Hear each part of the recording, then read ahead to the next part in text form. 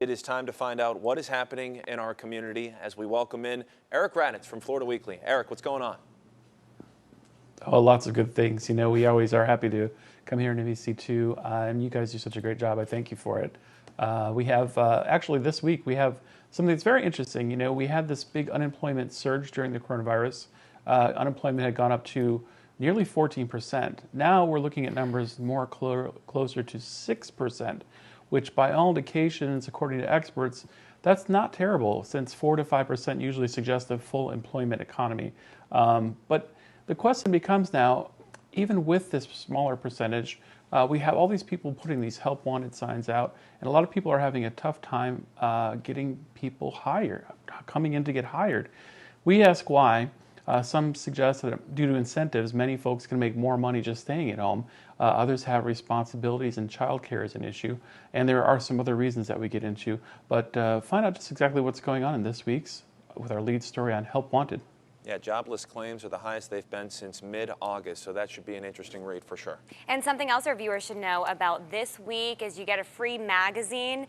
So tell us about what that can tell our viewers. Well, it's one of my favorite weeks when we get to give out a free magazine, our destination guide.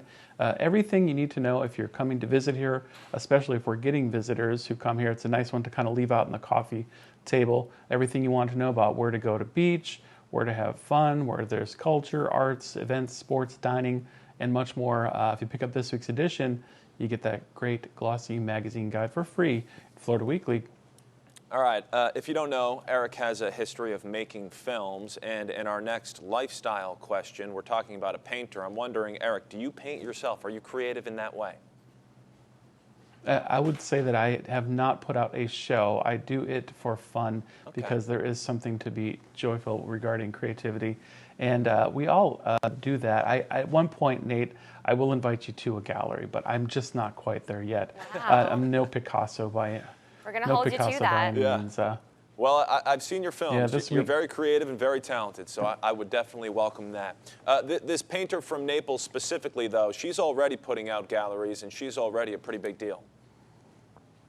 Yeah, we like to feature especially artists that have a connection. Originally from Southwest Florida, Risha Perlmutter's art. She's now out of New York City, living in Miami. She really focuses on the importance of water in her pieces, and then how humans connect with water in a primitive way. We sit down and see about her inspiration and where we can see and get some of her art. It's always great to showcase some of the homegrown artists and little mini celebrities. All right, so staying in, going out, we know everyone's doing a little bit of both right now. What is there to do in the community? Well, we always have a full calendar in Florida Weekly, so pick us up. And we also have top picks in there. We mentioned this week in town, comedian Adam Carolla is in Naples this week. Danny Sinoff plays jazz at Players Circle. There's a string quartet traveling into City Burn Davis Arts Center. There are live music shows and art shows, much more. Be sure to pick us up on stands, online, and on your device for plenty to do virtually and in person when it comes to arts and entertainment. You've always got a lot of great information. Thanks so much for joining us, and we'll catch up with you this time next week. Thank you. See you guys.